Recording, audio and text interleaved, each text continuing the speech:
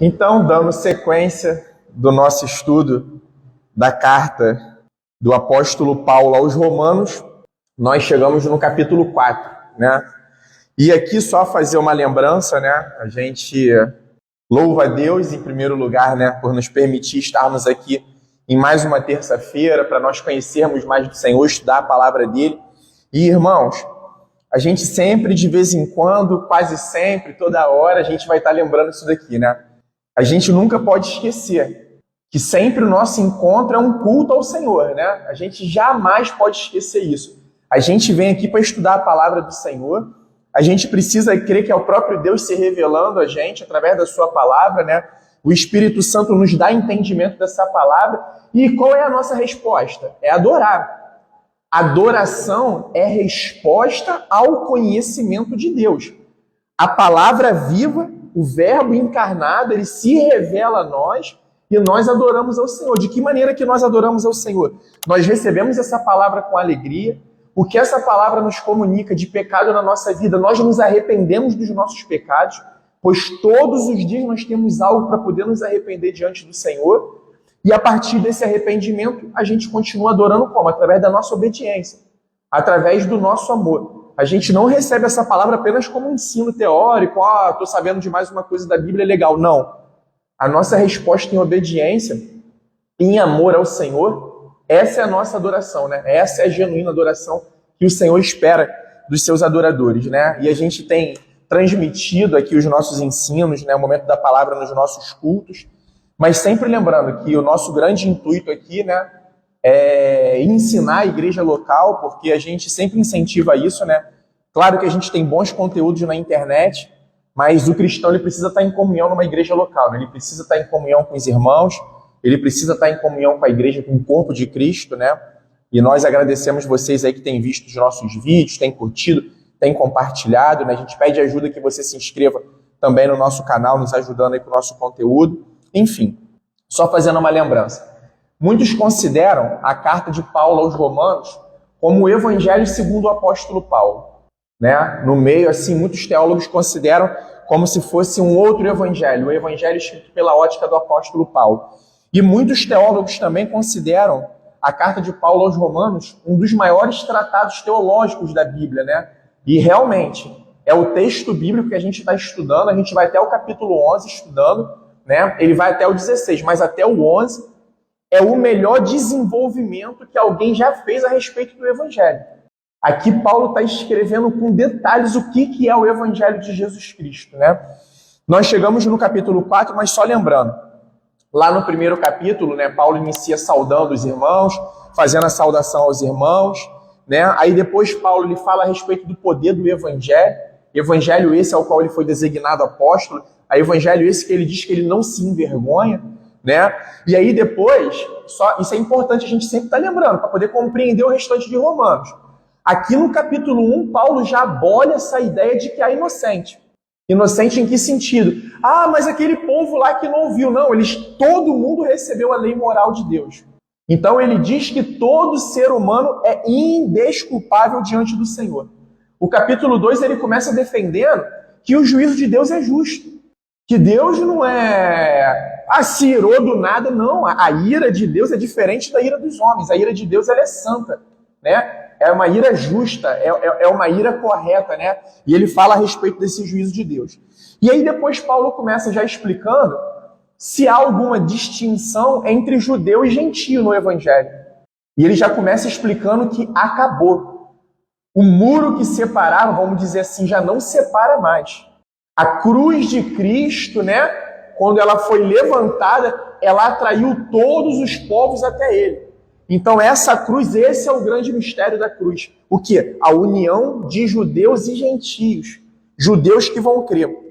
E aí Paulo continua desenrolando isso no capítulo 2, no capítulo 3, mas só que no capítulo 3 já começa a ter objeção por parte dos judeus.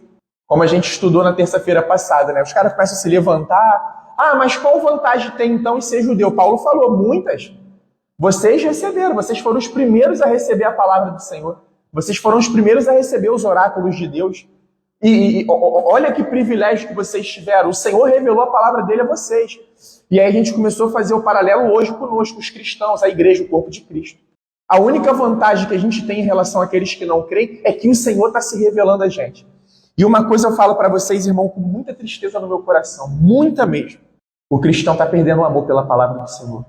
O cristão está perdendo o interesse pela palavra de Deus. Às vezes eu sei que isso parece chato, repetitivo. Cria o culto das bênçãos. Cria o culto das promessas. Cria o culto de que você coloca 100 vai receber 1000. De que se você colocar 1000 você vai receber 10.000. Cria o culto dos pães e dos peixes. E aí Jesus falou para as multidões, vocês só estão me seguindo por causa do pão e do peixe. Vocês não estão me seguindo por causa do meu ensinamento, por causa da minha palavra. Vocês querem o que está na mão de Deus. Mas vocês não querem se prostrar ao Deus verdadeiro. Jesus era verdadeiro. Ele não ficava mandando recado. Jesus era direto. E é o que está acontecendo hoje, sabe? Então o que nós precisamos é isso. Aonde nós estivermos, a palavra estiver sendo pregada e ensinada com verdade, nós precisamos receber essa palavra com alegria, com amor, com entusiasmo. Hoje a gente está na era dos cursos da internet, das mentorias, as pessoas pagando altas cifras. Nada contra. Mas essa palavra que chega de graça, que é cheia de ensinamentos eternos, está nos levando para a eternidade.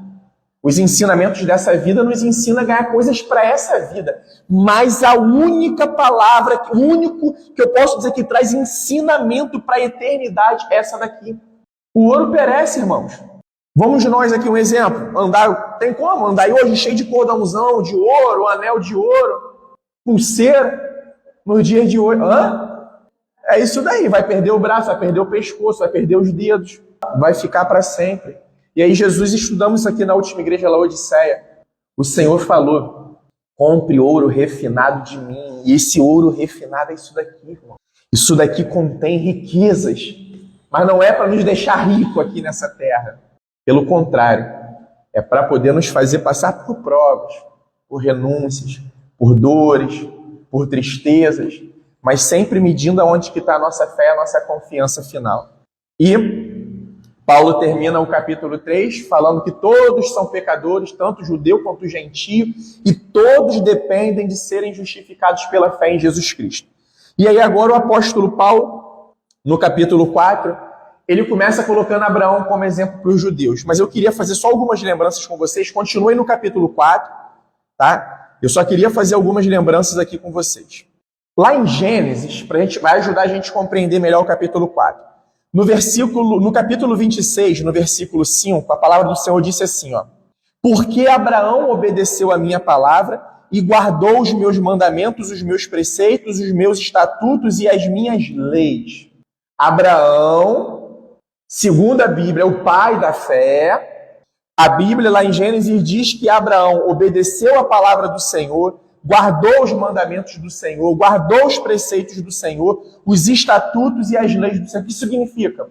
Abraão amou tudo que vinha da parte do Senhor. Todos os ensinamentos, todas as orientações, tudo que ele aprendeu a respeito do Senhor, tudo que ele aprendeu a respeito do Deus verdadeiro, Abraão amou. Abraão era um cara próspero aqui nessa terra. A Bíblia diz que Abraão ele era um cara que ele tinha prosperidade, que ele era rico, mas Abraão amava o Senhor acima disso tudo. Lembra, o problema não é a riqueza, o problema é o amor à riqueza. O problema é quando a riqueza vira um ídolo, o problema é quando a riqueza vira um Deus. E Jesus falou que, infelizmente, ia ser muito difícil um rico entrar no reino do céu. E o Senhor prosperou ele, né? Mas ele amava o Senhor sobre todas essas coisas, verdadeiramente. Ao ponto disso daí, bem lembrado, que o Senhor, quando chamou Abraão lá da terra dos pais dele, falou, Abraão, me segue, larga os teus pais e vai. Abraão não olhou para trás, Abraão foi. Vocês acham que Abraão não teve dúvidas, não? Vocês acham que Abraão não errou no caminho, não cometeu pecado? E outra coisa, Abraão cometeu pecado no caminho. Abraão deixou de acreditar no Senhor, não foi uma, duas vezes, não, foi mais de uma, duas vezes. Diversas vezes, né? Quando ele falou que Sara era prima dele. Por quê? Porque isso mostra a nossa fragilidade. Isso mostra o quanto que nós precisamos de um Redentor, o quanto que nós precisamos de um Salvador pessoal. E tudo aponta para o Senhor Jesus, mas a Bíblia disse isso. Mas agora eu quero fazer uma lembrança. Isso falou aqui. Lá no capítulo 15 de Gênesis também, no versículo 6, diz assim: Abraão creu no Senhor, e isso lhe foi atribuído para a justiça. O momento que o Senhor fez uma aliança com Abraão. Sabe o que significa? A fé chegou antes das obras. Está aqui no livro de Gênesis. Abraão creu no Senhor, e isso lhe foi atribuído para justiça. Sabe quanto tempo depois que o Senhor requisitou que Abraão circuncidasse a ele e todo o povo, depois dessa aliança?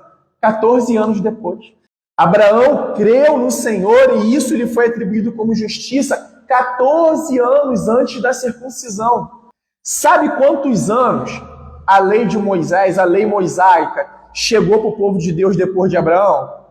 430 anos depois. O que a gente já começa a aprender com isso?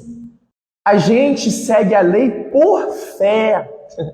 A gente viu aqui no capítulo 15 a palavra do Senhor de Gênesis dizendo que Abraão creu. Isso lhe foi atribuído como justiça. E lá no capítulo 25, cronologicamente, um tempo depois, dizendo que Abraão ele amava a lei do Senhor. Por quê?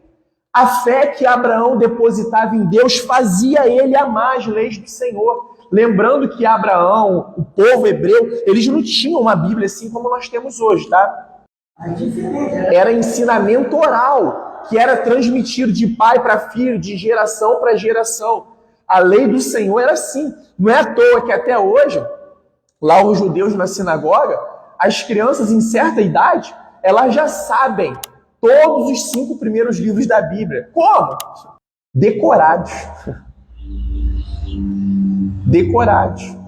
Porque é essa tradição de ir passando, de ir guardando esse ensinamento. E isso é uma coisa que nós precisaríamos aprender com os judeus. A gente sabe que eles estão lá no erro deles, na falha deles. Esses que ainda não creem no Senhor Jesus, a gente acredita que eles estão no erro, pois não reconheceram o Messias. Como o próprio Jesus falou, eu vim para o meu, mas os meus não me quiseram, os meus me rejeitaram. Eles estão aguardando o Messias até hoje, mas eles têm um amor pela palavra, eles têm um zelo pela palavra de Deus. Mas só lembrando outra questão aqui, vocês lembram o fariseu e o publicano? Se fosse por obras, por mérito, o fariseu que era para ser justificado diante de Deus. Mas não é por obras pessoais, é pela obra da fé. Por isso que aquele publicano saiu justificado. O fariseu saiu condenado e o publicano justificado. Porque o fariseu se exaltou e o publicano se humilhou, se sentiu indigno de olhar para o céu. Essa é a grande questão que já começa vindo aplicando pelas nossas vidas. Então hoje nós cristãos, a gente não responde a palavra de Deus para sermos salvos. Nós respondemos a palavra de Deus porque nós fomos salvos.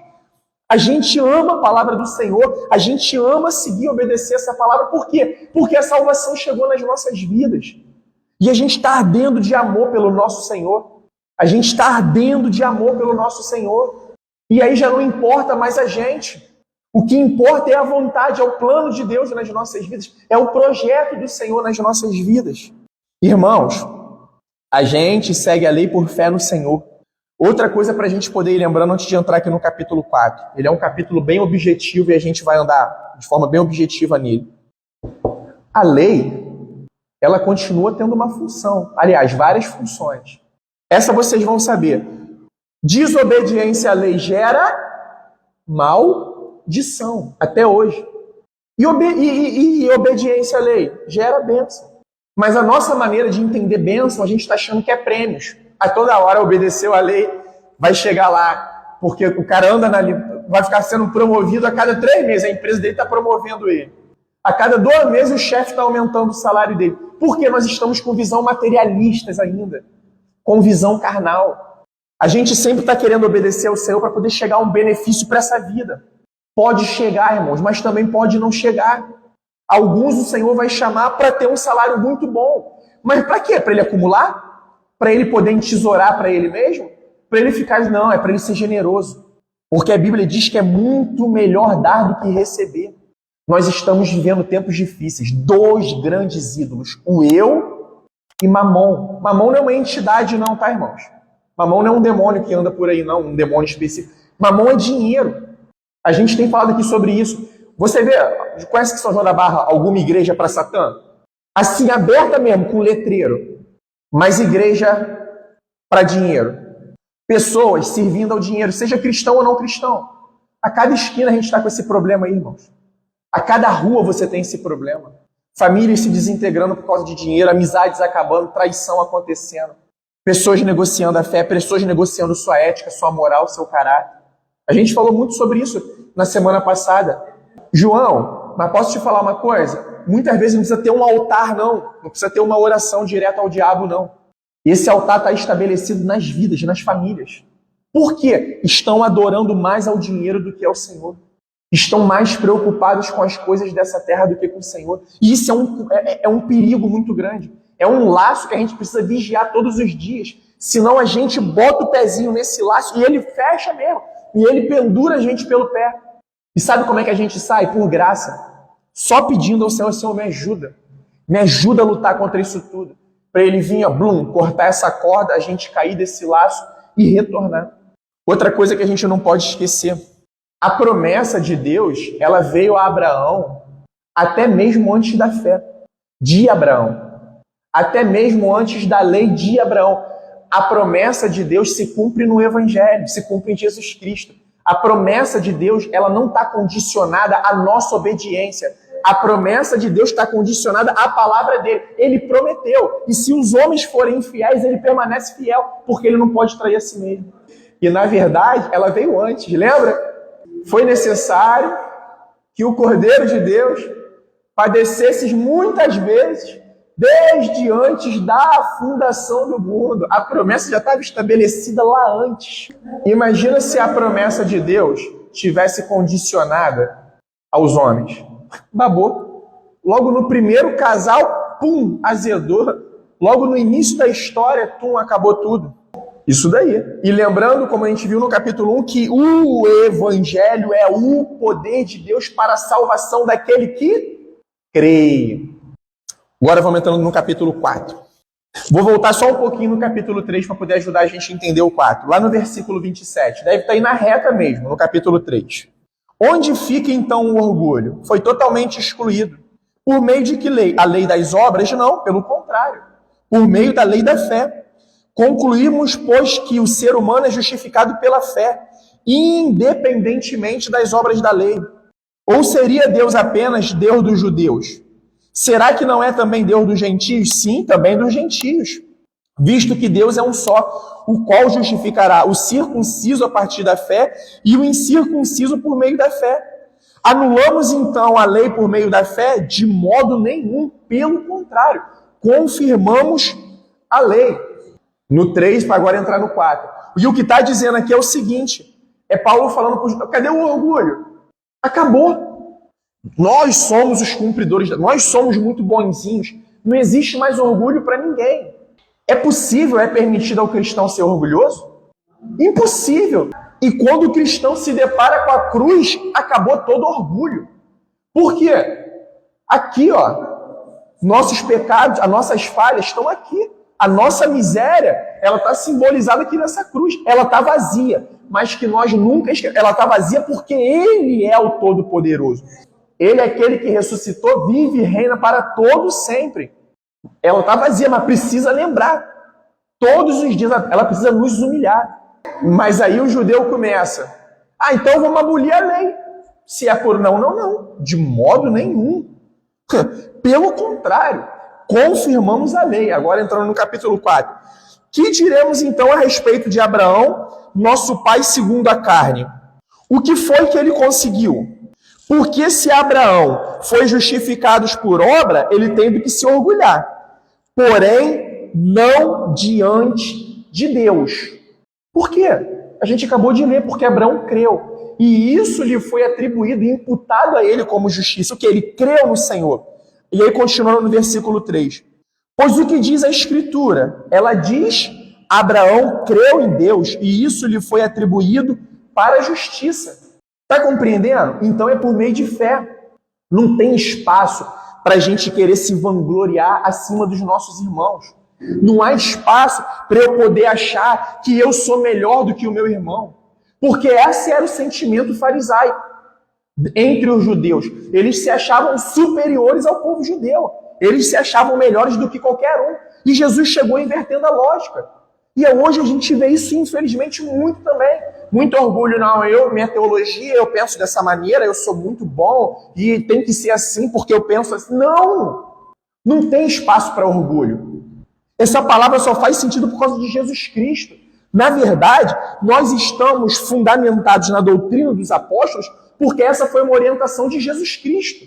Porque se não fosse Jesus, os apóstolos não fariam sentido nenhum.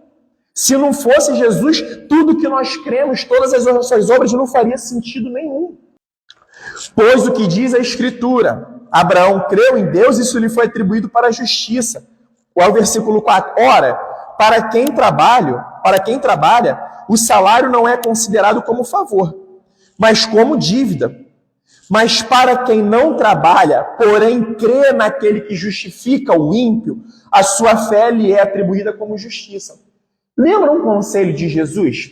Quando ele falou, quando você fizer alguma coisa, que a mão direita não saiba, eu não lembro se é essa, enfim, né? Que a mão esquerda não saiba o que a direita fez. Por quê? Quando a gente faz alguma coisa para ser notado pelos homens e receber elogio dos homens, ali está a nossa recompensa, não é? É isso que está falando aqui também. Ora, para quem trabalha, o salário não é considerado como favor, mas como dívida. Vocês querem reconhecimento? Vocês labutam pelas coisas daqui? Tá bom, vai chegar as coisas daqui. Mas para quem não trabalha, isso daqui não é um convite para que nós sejamos malandros, não, tá, irmãos? Isso aqui é algo a respeito de salvação, tá? Mas para quem não trabalha, porém crê naquele que justifica o ímpio, a sua fé lhe é atribuída como justiça. Não é no dia final, Senhor, olha aqui, ó, eu não faltei um culto, eu dava dízimo certinho, eu dava aquilo, eu fazia isso, ó, eu fiquei em pelo menos 3 ou 4 ministérios minha vida inteira, tá, Senhor? Não é isso. E na verdade, lá no julgamento a gente nem abre a boca, no tribunal de Deus ninguém abre a boca, nem Satanás abre a boca, está lá em Apocalipse. Nem ele é permitido, porque lá já é tribunal de sentença, já está as sentenças prontas. Lá não tem aquele negócio, só chama o advogado justo e fiel, é para hoje. Ele está advogando hoje, mas quando ele voltar, ele já não volta mais como advogado, ele volta como juiz da humanidade, o justo juiz. E ele volta para poder condenar os que não creram. Isso está no Evangelho de João, capítulo 3. Aos que creram, salvação. Aos que não creram, condenação. Então, naquele dia, no tribunal, nós seremos inocentados. Não é porque o Leonardo, o João, foram muito bons, não. Por quê? Porque eles creram no Senhor. E isso lhe foi atribuído como justiça. É isso que vai nos livrar naquele grande dia. E é assim também que Davi declara ser bem-aventurado, aquele a quem Deus atribuiu justiça, independentemente de obras. Aqui a gente vai ter um texto do Salmo 32. Depois, se de curiosidade vocês quiserem, chegando em casa, dá uma lida nesse salmo inteiro. Vou ler de novo o 6. E é assim também que Davi declara ser bem-aventurado, aquele a quem Deus atribuiu justiça independentemente de obras. E aí a gente pensa o seguinte, mas caramba, a Bíblia não diz que Davi foi um homem segundo o coração de Deus? Davi não foi justificado porque ele era bonzinho, não, irmãos. Davi não foi justificado porque ele amava o Senhor, não, irmãos. Sabe qual o sangue que justificou Davi? Foi o sangue dos cordeirinhos lá no templo? Foi os sumos sacerdotes? Os homens da época de Davi? Quem justificou Davi? O sangue de quem? O sangue de Jesus Cristo. Qual o sumo sacerdote que representou ele diante de Deus? Jesus Cristo. Não foram os homens, foi Jesus. E aqui, esse trecho do Salmo 32. Boa noite, meus irmãos. Davi disse, isso aqui é Davi dizendo, tá? Muitos e muitos anos antes de Cristo. Bem-aventurados aqueles cujas transgressões são perdoadas e cujos pecados são cobertos. Bem-aventurado aquele a quem o Senhor jamais atribuir pecado. A gente até agora está vendo dois homens, Abraão e Davi. Dois homens, eu quero abrir aspas aqui, tá? Poderosos, amavam o Senhor sobre todas as coisas. Não negociavam isso. E talvez teriam tudo para poder se afastar do Senhor. Homens ricos, ambos, prósperos. Abraão, o líder do povo que o seguia, recebeu a promessa do Senhor que hoje se cumpre na gente aqui. A ti darei uma descendência numerosa. E sabe o que é maravilhoso? Sabe quando que a fé de Abraão era mais aperfeiçoada? Diante das adversidades. Quando a circunstância naturalmente não tinha como mudar o cenário, aí que Abraão dependia e confiava no Senhor. Lembra Abraão e Isaac? O Senhor proverá. Quando ele recebe a promessa de ter um filho, ele já era homem de idade avançada. Abraão tinha 100 anos, Sara 90. Naturalmente falando, condições bem difíceis, muito desfavoráveis. Por mais que naquela época aquele povo tinha uma longevidade maior. É por isso que Deus está usando aqui na Bíblia, em Romanos, né, como referência a Abraão, né? Porque ele confiou. A esposa zombou. A esposa duvidou. Mas ele confiou até o final. 9. Esta bem-aventurança vem apenas sobre os circuncisos? Ou será que ela vem também sobre os incircuncisos? Porque dizemos, a fé foi atribuída a Abraão para a justiça.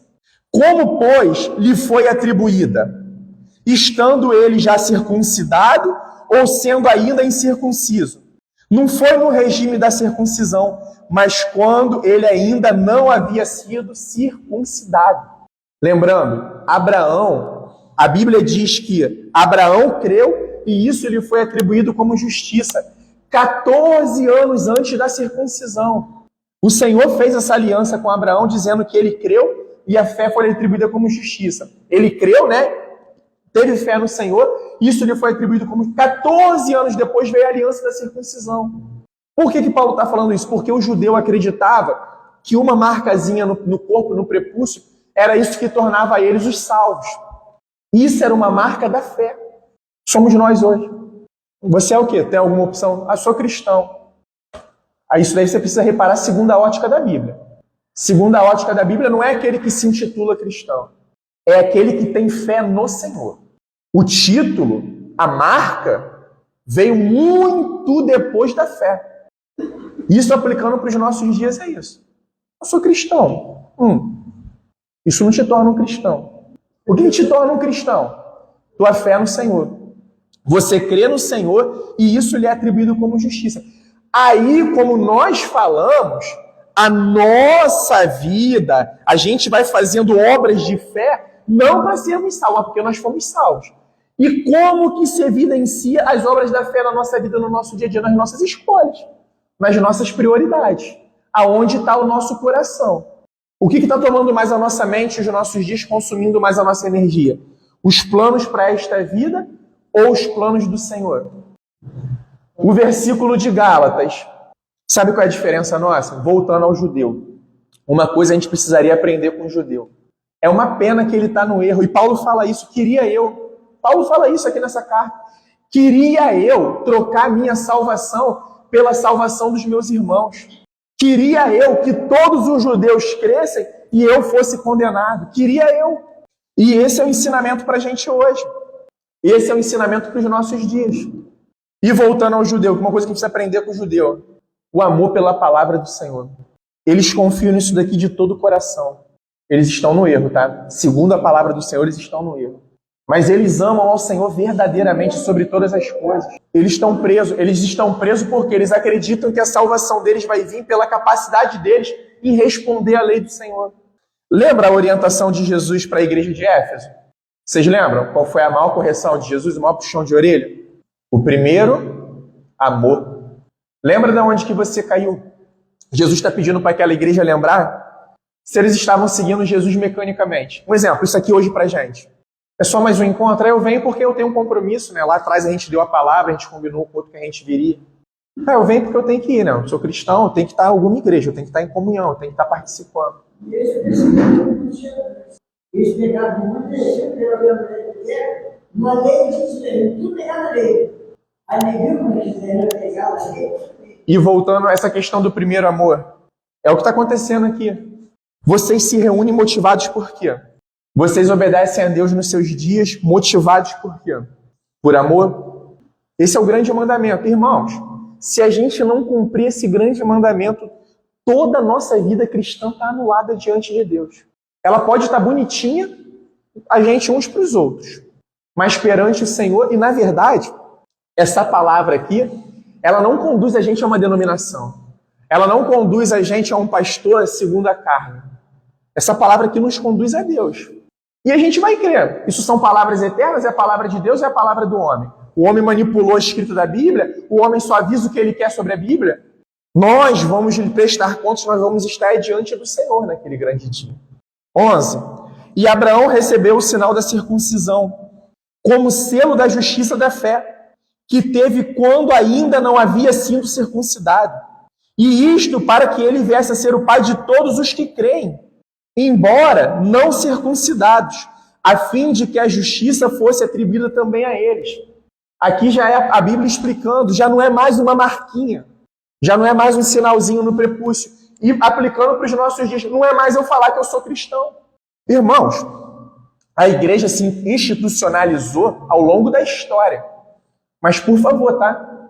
Não enxerguem a igreja como uma instituição dos homens, não, tá? Enxerguem a igreja como uma instituição divina, como um organismo vivo do Senhor. E todos nós estamos caminhando. Um dia a mais é um dia a menos. Não precisa nem ser cristão para poder saber disso, né? Um dia a mais é um dia a menos. Hoje é que dia 12, né, de agosto? 13? O dia 13 de agosto de 2024 já não volta mais. O que nós tínhamos para fazer hoje já não... Acabou, passou. Agora é para amanhã, para depois da manhã, mas nem isso a gente tem certeza se nós estaremos lá. A gente não tem certeza. A gente está aqui, ó, com fôlego de vida. Sério mesmo, quantas pessoas agora estão tendo suas vidas ceifadas nesse momento? Acidentes, assassinatos, mortes dentro de hospital. Talvez aqui mesmo no campus, talvez aqui na UPA, aqui agora, nesse exato momento, tem alguém colapsando, a gente não sabe. 12.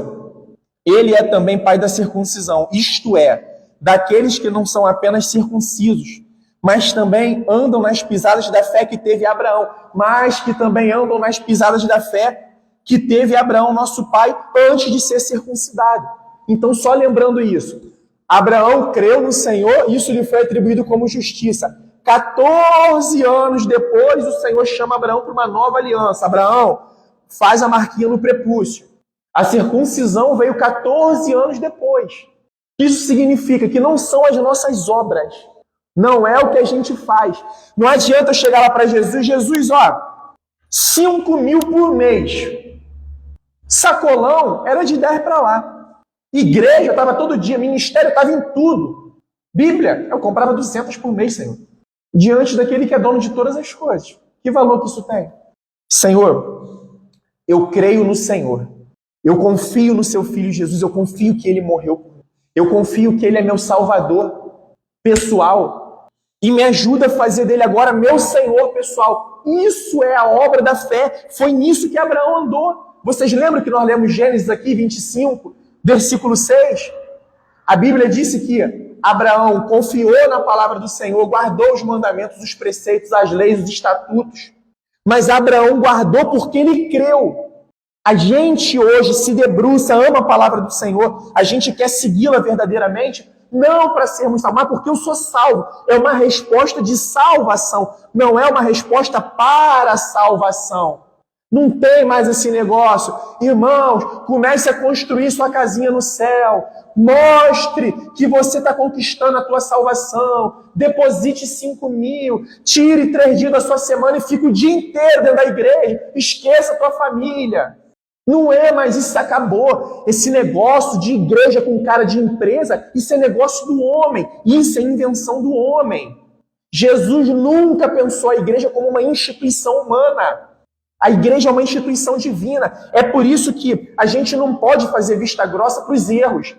Mas a gente também não pode ter ódio da igreja. Porque a igreja verdadeira, a igreja salva, ela é linda. ela é maravilhosa, ela é santa, irmãos, ela é ataviada. Por quê? Porque foi um alto preço que o Jesus a comprou. Nossa salvação é individual, mas a nossa reunião forma a igreja. É o que a gente tem falado, não é mais o ponto, isso aqui não tem poder. Ah, vocês estão edificando. Não estão edificando nada. Quem edifica é o Senhor, quem edifica é o Espírito Santo. Nós somos instrumentos do Senhor nessa edificação. Se nós estivermos ali, ó, naquela grama ali agora, a gente sentado naquele monte de areia, ali é a igreja. A igreja é a reunião, é o ajuntamento. A igreja somos nós. Então esse negócio de igreja aberta todo dia, quase que o dia inteiro, que não sei o quê, isso é visão que deram de empresa para a igreja. Isso faz a igreja girar que nem uma empresa. Mas só que a nossa vida, a vontade do Senhor é com as nossas famílias, irmãos. É na sociedade, é na comunidade. A gente está invertendo a lógica. As pessoas estão abrindo mão da família pela igreja. Naquele grande dia, Rafael, Léo, todos nós aqui, Dudu, nós não vamos ser chamados para poder, pelo Jesus, a nossa responsabilidade diante da igreja, não. Claro que nós temos. Mas a primeira e maior responsabilidade é com a família. Dudu, a Yasmin não te pertence. Dudu, o Cauã, o Cadu não te pertencem. Eles pertencem ao Senhor. É o primeiro grande chamado. É a primeira grande observação do Senhor.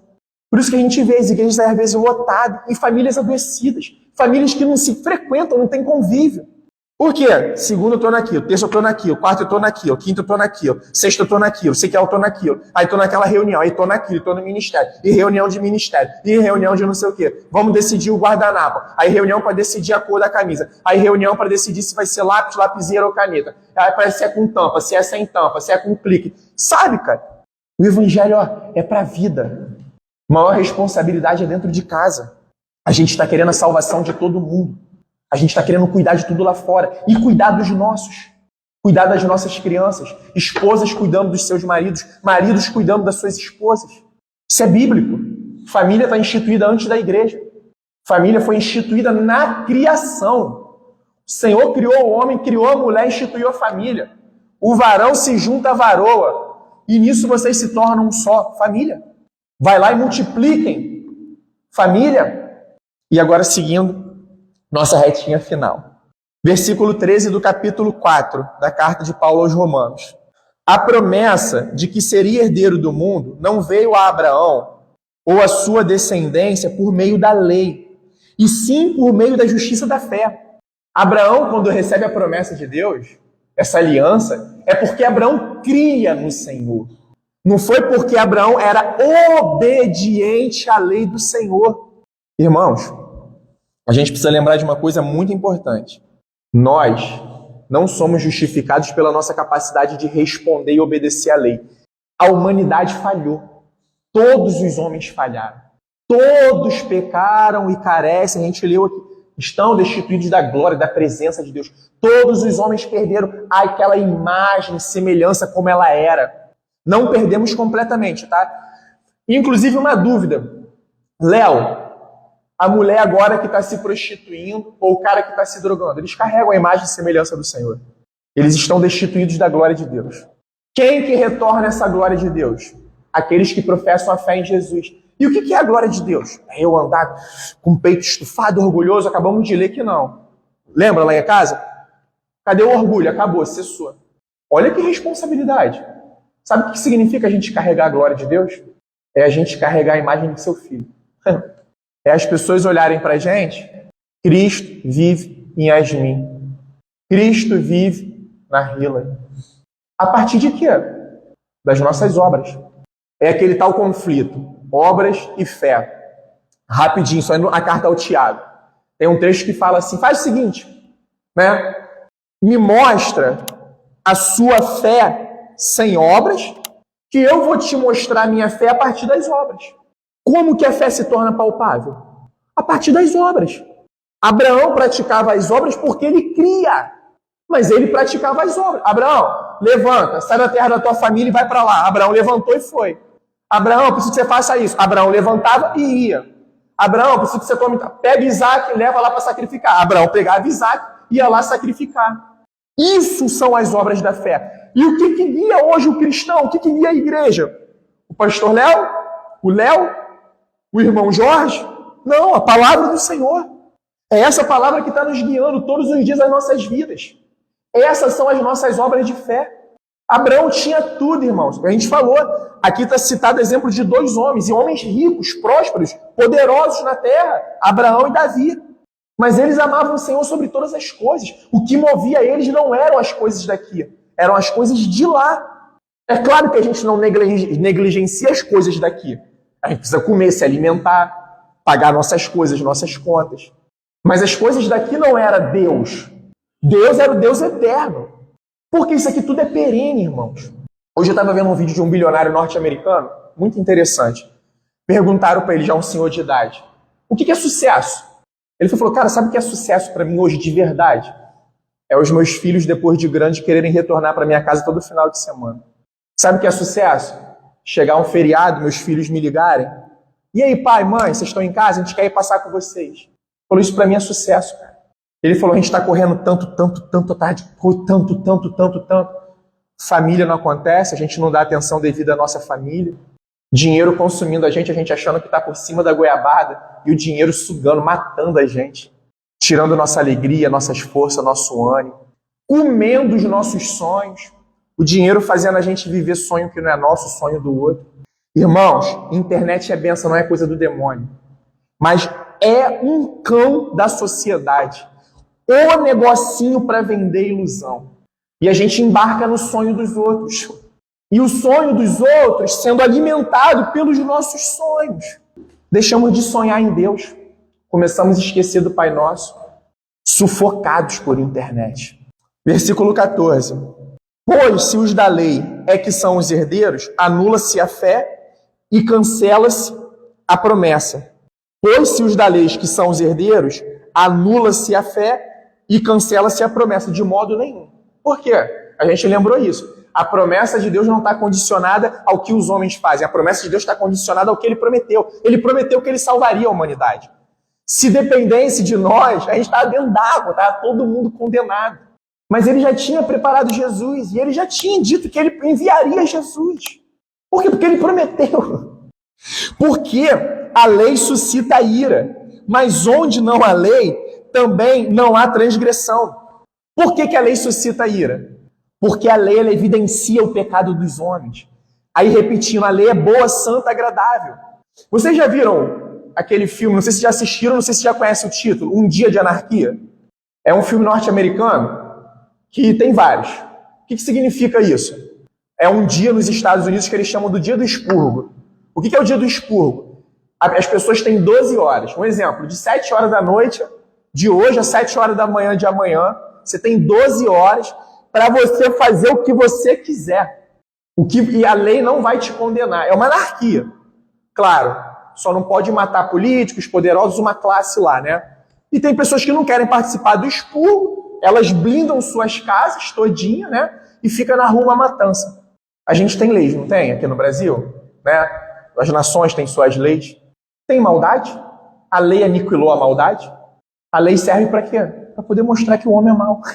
A lei, ela serve, agora vindo a lei de Deus. A lei de Deus ela é aquela que controla, ela rege a humanidade.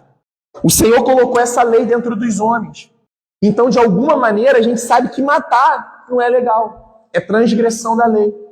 Essa é a razão porque provém da fé, para que seja segundo a graça, a fim de que a promessa seja garantida para toda a descendência. Não somente a descendência que está no regime da lei, mas também a descendência que tem a fé que Abraão teve. Porque Abraão é pai de todos nós, como está escrito. Eu constituí por pai de muitas nações.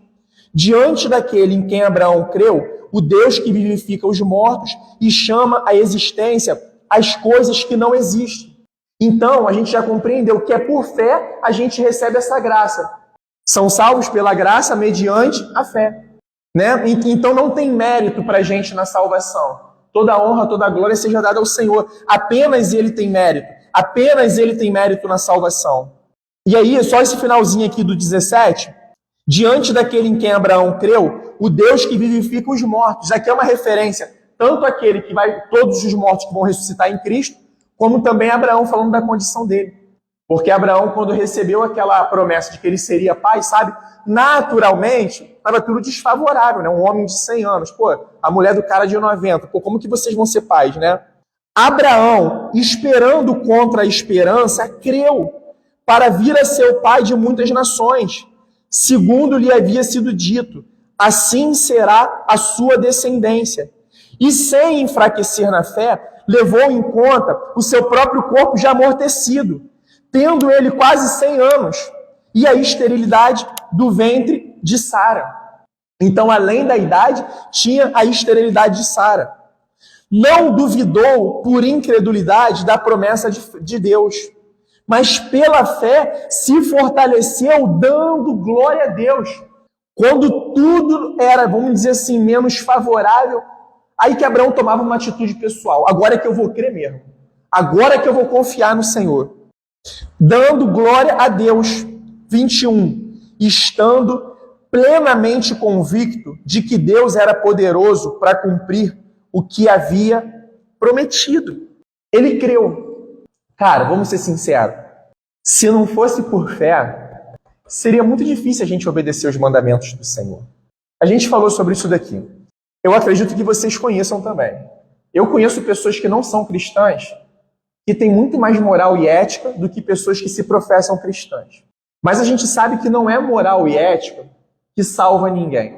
E aí vamos nos colocar. O que faz a gente frear com maior impulso contra essas coisas é a gente saber que há um juiz lá em cima. Porque é difícil, irmãos, e está ficando cada vez mais difícil as pessoas resistirem às propostas indecentes desta vida, deste mundo. E tipo assim, de repente o cara em um dia recebe uma proposta para ganhar 200 mil, que talvez o cara não vai ganhar em vários anos, um exemplo. E aí beleza, vem a moral, vem a ética e vem o Senhor. Mas talvez a moral foi atropelada, a ética foi atropelada, como a gente está vendo aí numa velocidade que a gente nunca viu. Porque antigamente, né, os corruptos não, aquele lá não junta. Hoje não, ao contrário. Hoje é a grande humanidade entregue a tudo que está errado. Política, um exemplo, infestado de corrupção.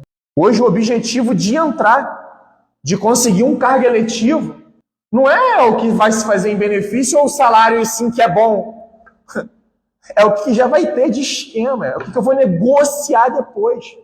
E aí o que faz a gente frear é o Senhor. O que faz a gente acreditar, sabe, permanecer, é a nossa fé. Tipo, beleza, tá aqui, ó, 200 mil a maletinha. Mas não.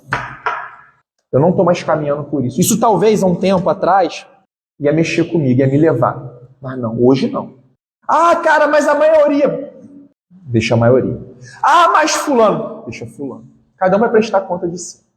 Cada um vai prestar conta de si. Estando plenamente convicto de que Deus era poderoso para poder cumprir o que havia prometido. Assim também isso lhe foi atribuído para a justiça.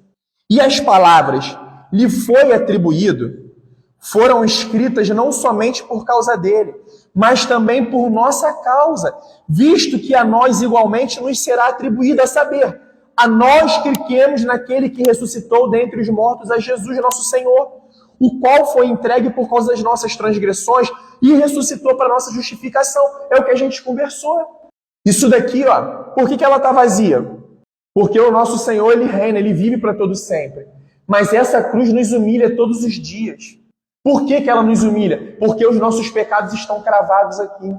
Ela lembra, porque diz, ó, mas também por nossa causa, visto que a nós igualmente nos será atribuído a saber, a nós que cremos naquele que ressuscitou dentre os mortos a Jesus. Da mesma forma que Abraão creu em Deus, nós também precisamos crer no Senhor. Por que a gente crê em Deus? E se a gente não crê em Deus, Jesus pode ter vindo da espaçonave, Jesus pode ser um revolucionário, um marciano, Jesus era a reencarnação do Che Guevara que veio evoluindo, aí chegou o Che Guevara. Mas não, nós cremos que Ele é o Deus que se fez carne. Nós cremos que Ele é o Deus que morreu por nossas transgressões e ressuscitou para nossa justificação. Irmãos, uma lembrança para a gente poder guardar. Não há inocente. É o que Paulo está desenvolvendo aqui. Não tem essa, mas o índio que está lá perdido não está inocente. Onde não há lei, não há transgressão. A lei de Deus foi colocada em todos os homens. Em todos os homens há transgressão. A gente estudou no capítulo 1. Todos eles pecaram, todos se desviaram, seguindo suas próprias vontades. E, irmãos, falar uma coisa para vocês. Essa palavra aqui, nenhum de nós estamos acima dela. A mesma luta de vocês é a minha. Nossa luta é igual diante dessa palavra, para poder seguir, para poder confiar. Não é fácil, não. Dentro dos nossos dias, não é fácil, não. Chega o medo, chega as dúvidas, mas, finalizando, como Abraão, como diz a respeito de Abraão. Mas Abraão creu plenamente na promessa do Senhor de que ela seria cumprida. Ele não creu com dúvidas, ele creu com certeza. E a gente precisa estar sempre lembrando, Jesus está nos levando por um caminho eterno. Outras coisas nos levam por um caminho terreno. Aonde que a gente vai depositar nossa maior confiança? Essa é a nossa obra de fé dos nossos dias. Nossa obra de fé não é sacolão não, irmãos, não é dízimo não. Pode até ser também. Mas a principal obra de fé são as nossas intenções e a nossa motivação. É onde está o nosso coração. Porque a Bíblia diz que aonde estiver o nosso coração, ali, pode falar alto, minha irmã, ali está o nosso tesouro. É isso daí. E aí, lembrando que teve um cara que, quando descobriu o evangelho, na parábola que Jesus contou, ele foi lá, comprou aquele campo, vendeu tudo que ele tinha para poder comprar aquele campo. Por quê? Foi o tesouro mais precioso que ele encontrou. O evangelho, o Senhor, né? E a gente se posiciona diariamente diante dessa palavra. Amém, meus irmãos?